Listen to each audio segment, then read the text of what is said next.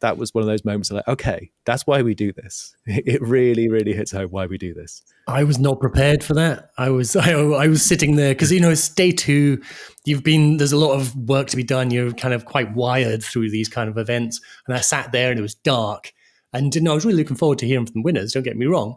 And then they all started talking through the stuff they'd done and the impact that winning the competition had. And I was properly like crossed arms, so keeping my face very still because it was really very moving for me to see the impact that just a bit of recognition, not even massive recognition, just a bit of recognition can get for these absolutely vital roles in academia. Hi everyone, welcome back to What the Ref, our guide on everyone's favourite research assessment exercise. I'm James. I'm Gemma. And I'm Simon. And this week got a bunch of topics, including the wrap up from the Hidden Ref Festival, a little bit about some of the stuff we got coming up on expert working groups, and a little dive into the higher education skills paper, the white paper that came out earlier this week when we were recording. But first we want to kind of ask our usual question, what the ref has been happening this month. And I guess the main thing we're thinking about here is the festival and our highlights from the festival. Gemma, what was your highlight? Oh, my highlight? Well, as you know, there were 2 days on this festival, and the first day we used specifically to start creating our evidence base. So what we have found from the rapid review is that there's a lot of people talking about the absence of non-traditionally submitted outputs in formal research assessment sites, but there's no evidence on how they're being evaluated, or more importantly, how they should be evaluated. So a really big, important part of the E-Type project is creating that evidence base. And we're able to use the first day of the festival to do 2 things: start doing some think-aloud experiments on how people are evaluating it, but also in line with some of the mantras of the Hidden Ref and the E-Type project, which is these mechanisms for evaluating non-traditionally submitted outputs should come from the community. And so because we had such a great turnout from the community there at the Hidden Ref Festival, we used that time to actually work out how we wanted to evaluate it, more importantly, how we could evaluate it. And I'm really hoping, and I'm really, really confident, because the data that we got out of day 1 was amazing, that we're making some really meaningful steps towards some really good recommendations for evaluators, not just for the ref, but any evaluation site in the academic community where non-traditionally submitted outputs should be submitted and considered fairly. And our listeners might think that this sounds all super serious and like we were just collecting data from our people who came and blah, blah, blah. But actually, they spent a good chunk of the first session deciding whether or not to evaluate a Tom Cruise movie or Gemma's favourite, some kind of K-pop I'd never heard of. But a bunch of people in the room seemed to know exactly what was going on singing along. So tell us a bit about, I guess, why you use an example like that as a way into a really complex area. Well, first thing I wanted to do is warm people up to, or make them more conscious about what they were using to make assessments of whether I like this or not. And we got 2, very explicit, polarizing examples, and we got them to vote. The first one was Tom Cruise, literally because, Simon, you just don't like any movie with Tom Cruise. And the other one, that's an entirely valid position to have. Fair enough. Yeah, each to their own. No judgment here. So we had a clip from Mission Impossible, but everybody overwhelmingly voted instead to evaluate the song Golden from K-pop Demon Hunters.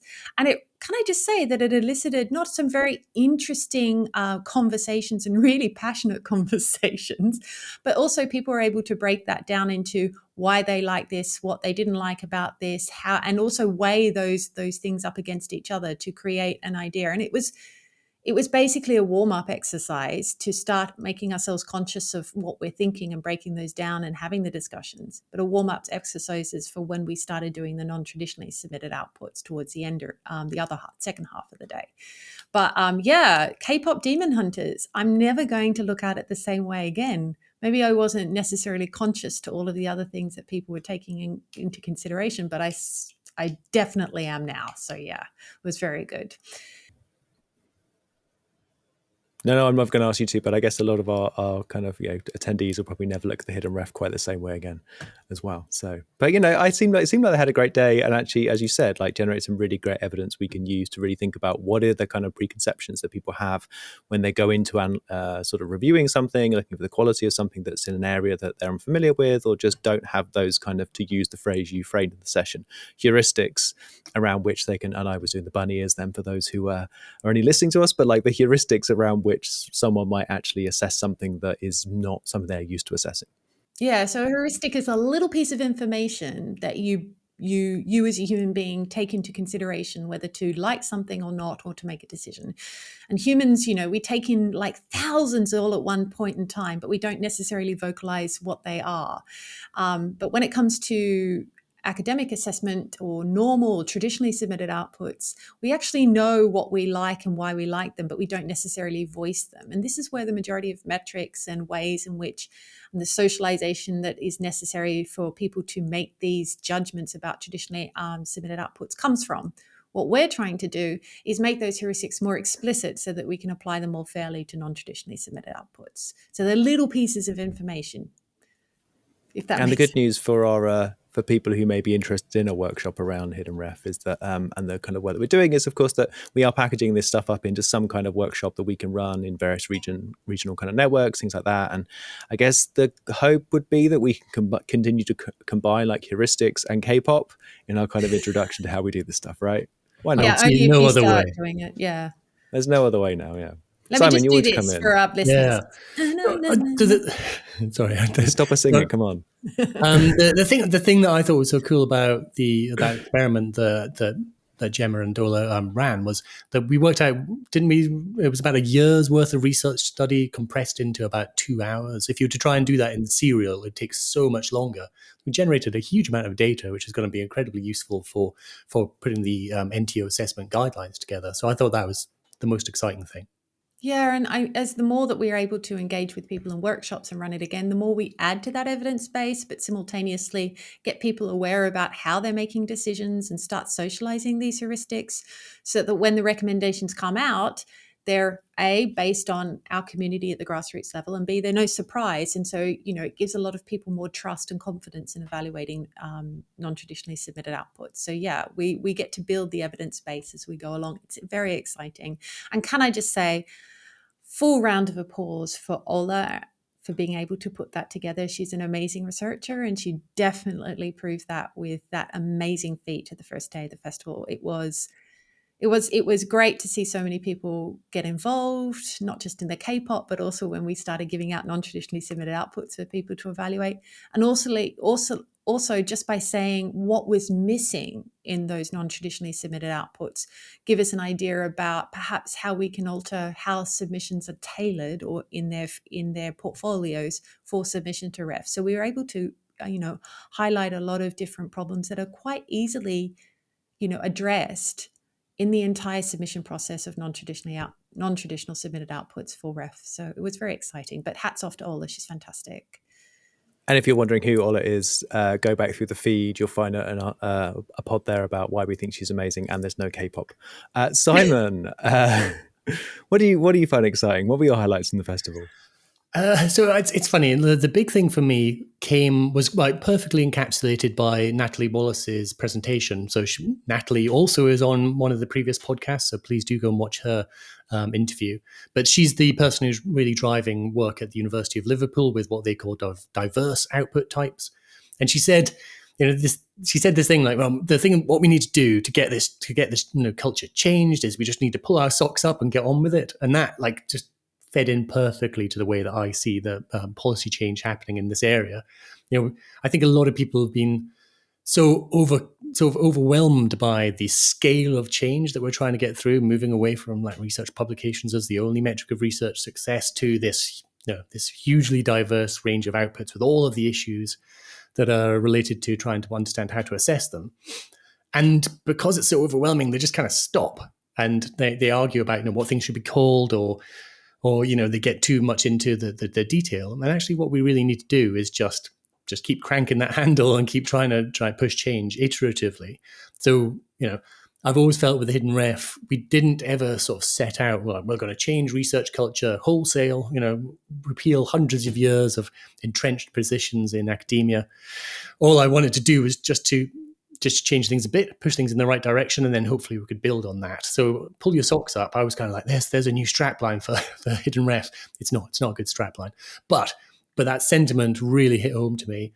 And the way that the community, everybody who was there sort of just got on board with that.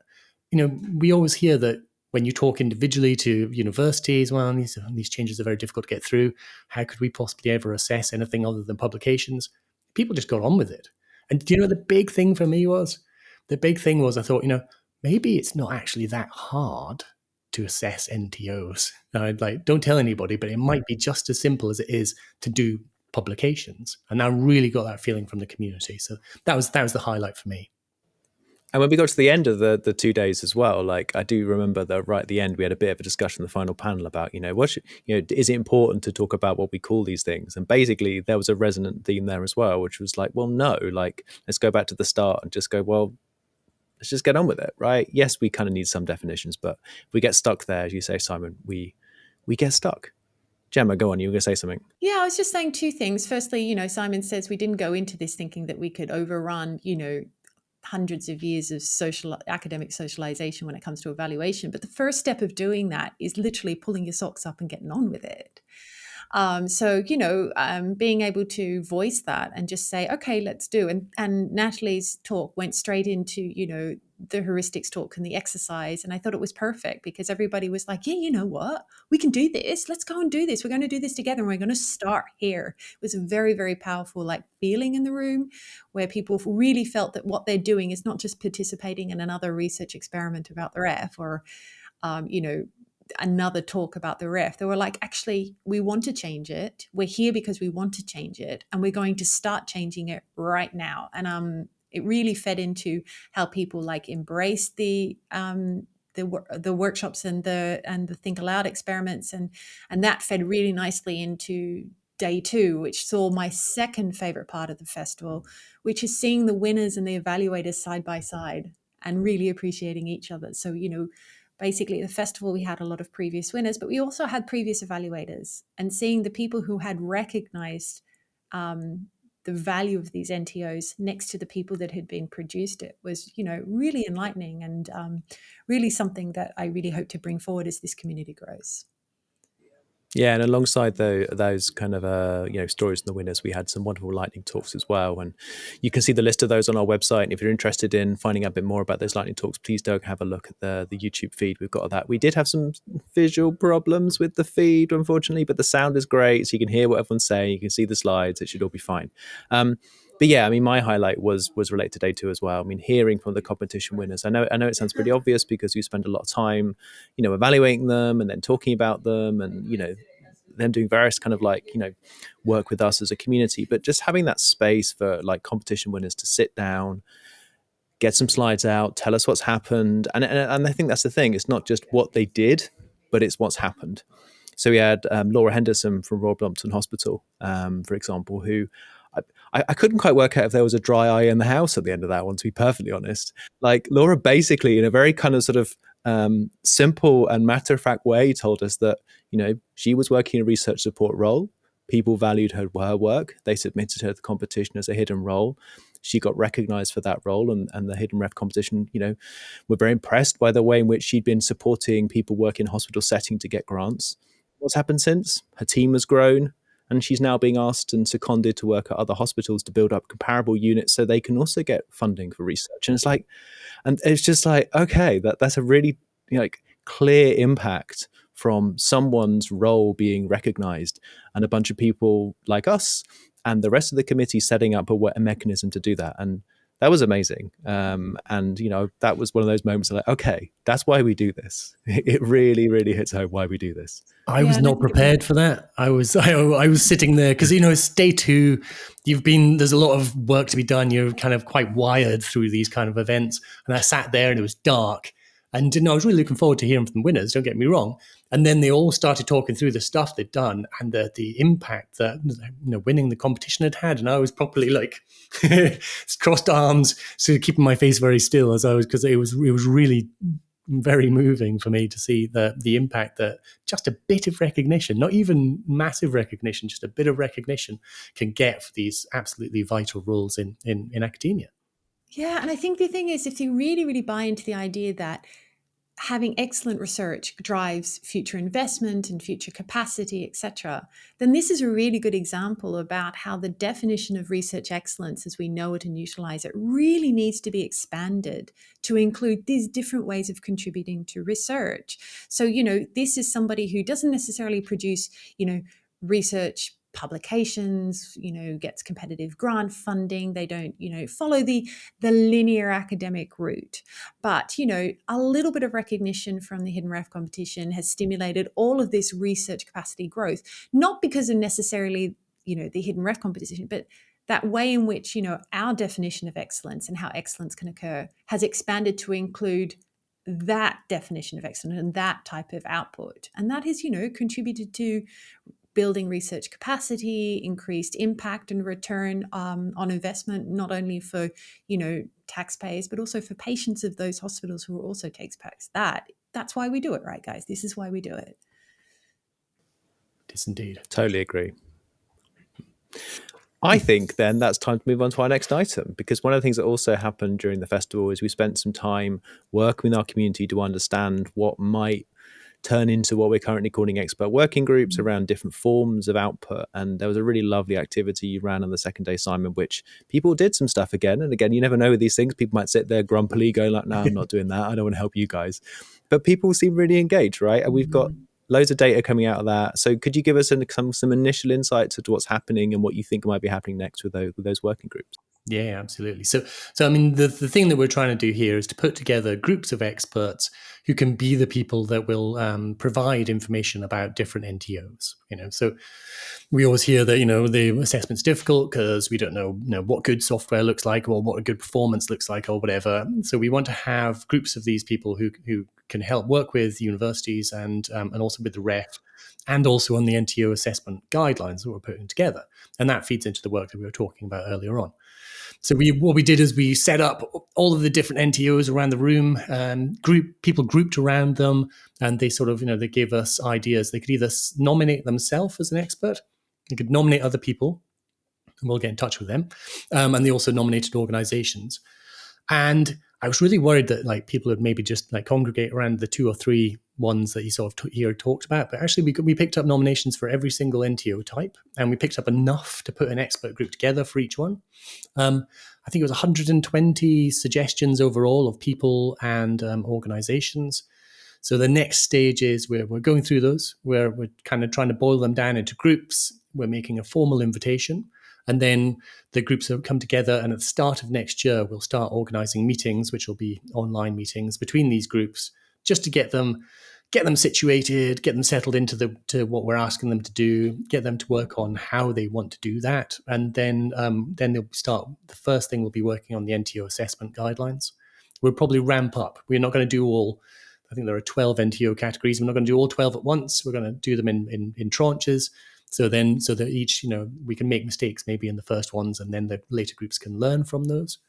And it was really occurring to me the other day as I sort of sat down doing the sort of the interesting work of trying to disambiguate comma-separated lists, or what people thought were comma-separated lists when they stuck them into forms of all these different names and stuff.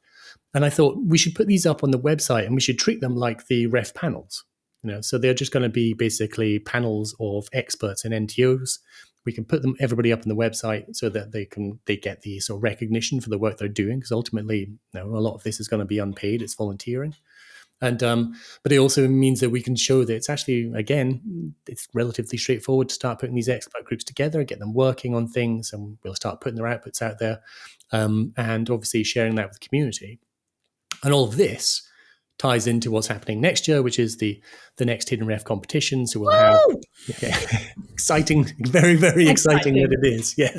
So we'll have the competition next year. We'll have the expert groups who we can draw on for panelists, but also we'll have the guidance to test out during that competition. Yeah. So all of this ties together. It's amazing how that sort of happens, but Everything we did at the festival is leading into the competition, is leading into the guidance, is leading into the policy making that we're doing with the ref itself. It's the professionalization of the Hidden Ref team in a way. I think it's really exciting to see. I resist all attempts at professionalization.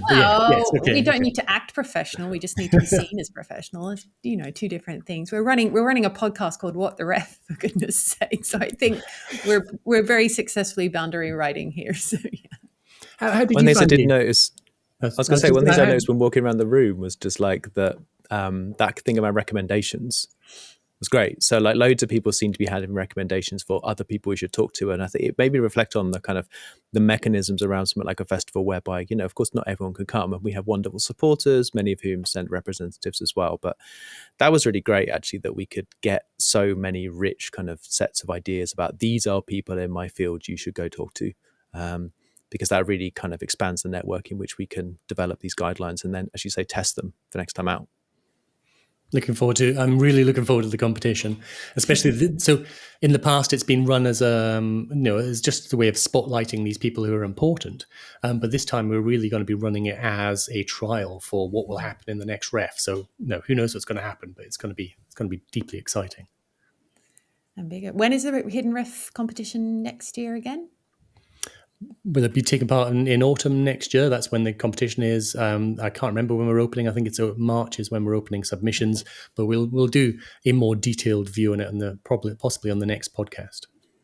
Well, I think as we said before, the competition will launch after the pause of the ref ends, and the shape of what that. Hey, pause klaxon. But the shape of the end of the pause might determine to some extent what the actual competition looks like. But yeah, we're looking to launch in the new year and get it done through spring, summer. Yeah, definitely. One final thing about the festival, guys, we really need to thank Lindsay. Oh, yes. Oh, yeah. Lindsay Valentine is the person who keeps the Hidden Ref team in check, who organised the majority of the festival alongside James, and is just incredible in many ways. And so we really need to say thank you for all of her hard work. I think she's still on holidays recovering from the Hidden Ref Festival now, guys, right?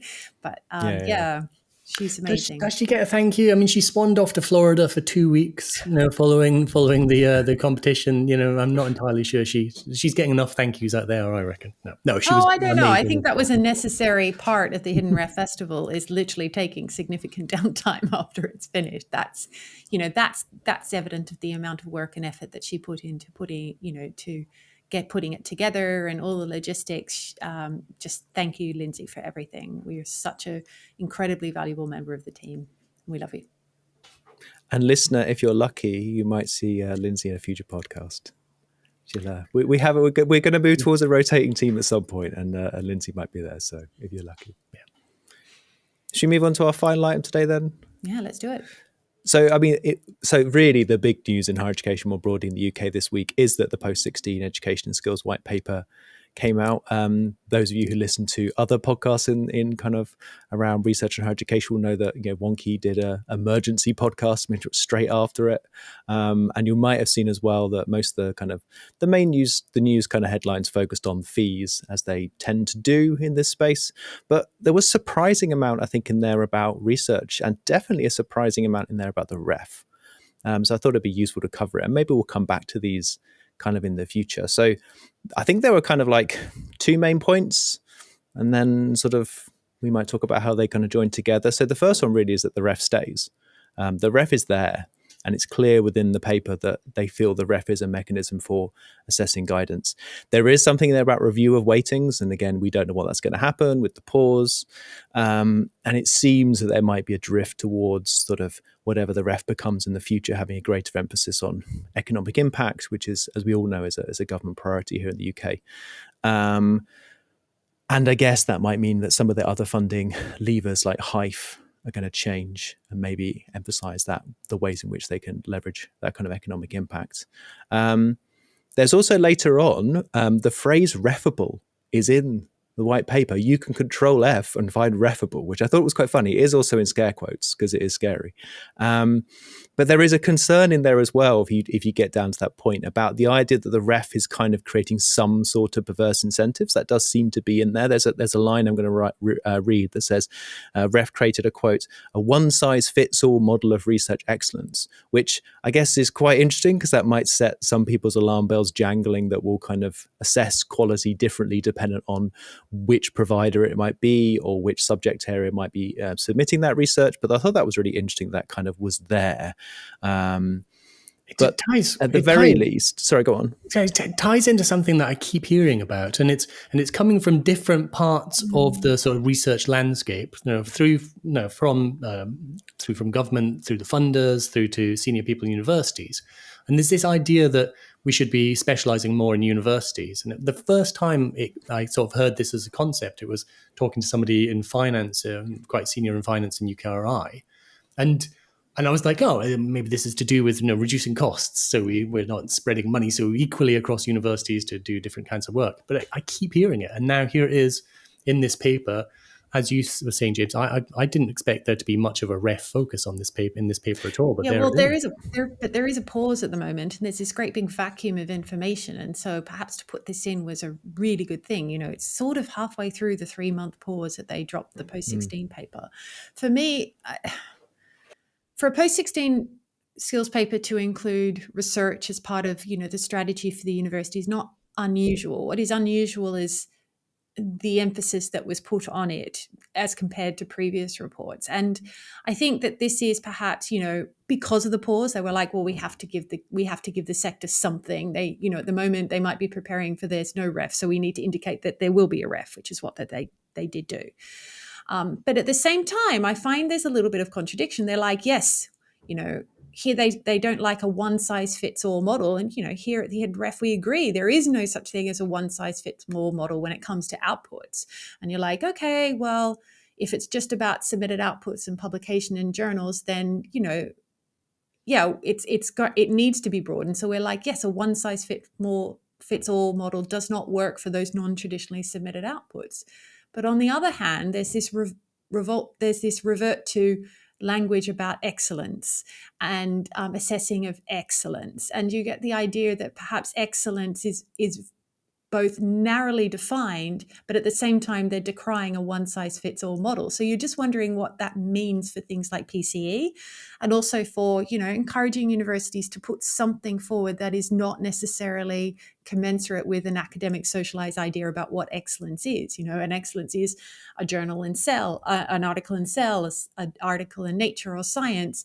And what we're trying to do at the Hidden Ref is break that and say, well, actually, excellence can be in many different ways. At the same time, contribution to economic, productivity, etc., can be through, disseminating research beyond these traditionally submitted outputs. So I'm very interested to see what's coming out, because I think I'm seeing quite a lot of contradictions going on here about what they want the ref to be and who they want to make the ref more applicable to a larger group of people. But at the same time, they were reducing themselves to a very narrow idea about what excellence is and what outputs and good research dissemination in its various forms might look like. So I'm really interested to see what's going to happen there.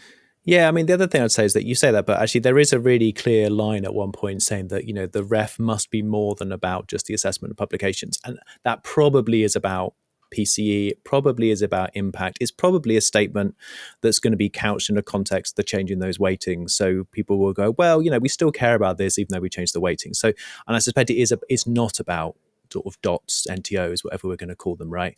But there is at least some language in there, and it's not the only real point of contradiction, like I flagged at the start. So there is a leaning towards excellence within this document when it comes to the research side, and then there's kind of concerns about refable, and those things I think don't necessarily align quite nicely. This idea that, as you said, we're vaguely using excellence and then probably imagining what we imagine excellence to look like, and then equally being concerned about perverse incentives of refability in some form. So we shall see. I guess the thing, one of the pieces of commentary I heard on this report is that it kind of the surprise was not that necessarily it did talk about things like research, but that it basically did seem to include every possible thing that had come across the minister's desk, apart from, it seems like, the cost of accommodation for students and why the maintenance loan isn't index linked to inflation in the way it should. But anyway, it seems to be, it's just got everything in there. But the key theme, I think, for me, when you think about it from why is research and education there together, is that one of the things seems to be around specialization, that research to some extent and specialization of research to some extent is meant to drive changes in specialization of education. So they're basically saying we still care about research-led teaching, we still care about excellence, we still care about measuring excellence, but we want to do research differently and therefore drive teaching in different ways. And it seems they want to end kind of all or most universities having the ambition of being comprehensive. So, I mean, that's not really our focus for this podcast, but in the context of the ref, it's interesting in terms of that, I guess, that bigger picture around research culture, research environment, how people feel about potentially being in places that move away from that kind of comprehensiveness of what research is. Because I'm guessing many institutions do talk about their quality of research in relationship to that genuine inter and multidisciplinarity that can happen across campuses. Yeah, but I've seen this happen before, and I've seen this happen in other countries where there's a review of the ref and they start talking about excellence and things and what they end up doing. And what a lot of people have been advocating for quite recently in this, big black hole that caused the hole is, we need to use something that's cheaper and more efficient. And what they really mean, or they're pointing to when they're asking for a cheaper ref, better value for money, and a more efficient ref, is the increased use of metrics.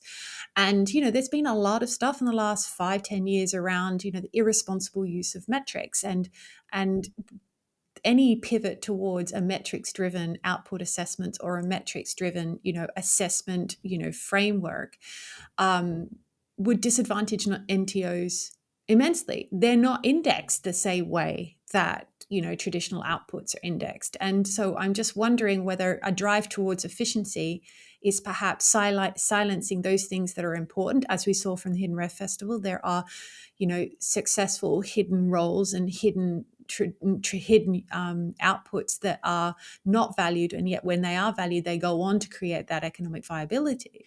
And I'm worried that you'll be cutting off your nose to spite your face in the fact that you'll be promoting something that is efficient, but at the same time overlooking a vast contributor to UK economic growth, which again is not this not the concentration of this podcast. But you're kind of wondering to what extent the left hand's talking to the right hand and really, really thinking what they're handling in this way. But we'll wait and see. We're only halfway through the pause, so anything can happen. So from my side, I think the thing that I was interested here was, obviously this is about skills and it's about preparing the workforce so that we have the right skills for, the future of this country. And the thing where it really impacts into our work with the Hidden Ref, I think is it's all of these hidden roles, these vital but unrecognized roles that we see in universities and that we're campaigning to get recognition. Like, these are all the people with like these really interesting subsets of vital skills who aren't getting the support they require, don't have the career pathway ahead of them. And if we can get those roles into universities and have them properly recognized, it's a way of ensuring that we are developing the right skills within universities, and that people with those skills have some way of contributing their knowledge and experience back to students and to other people who work in universities. And obviously that impacts everything that happens coming out of the universities with undergraduates and postgraduates and everything like that. So I think the focus on skills for the Hidden Ref absolutely ties into what this white paper is about, although it's obviously much, much broader. Yeah, and if those people's outputs or the primary things they do as part of their work in their more slightly hidden roles in research are exhibitions or reagents or software or patents or whatever it might be, and they can then be recognized for those things, and then those things can feed back into skills development more broadly rather than people feeling the need to write a paper up because the ref, then that's the kind of virtuous circle that we need. And yeah, most certainly. Okay. Sounds good. Is that everything on the white paper? I suspect people are going to there's been lots of commentary on the white paper. We might come back to it and its impacts and things like that. But I think that's our initial gloss is that, hey, the ref is there, which is interesting. Excellent. So thank you very much, James and Gemma, for another wonderful podcast. If you want to pick this podcast up, you can get it on YouTube or you can get it wherever you normally get your podcasts from. If you've got a question or you've got something you'd like us to focus on in a future episode, then please do get in touch. And the address is wtref@hidden-ref.org. And with that, I'll say goodbye. Goodbye.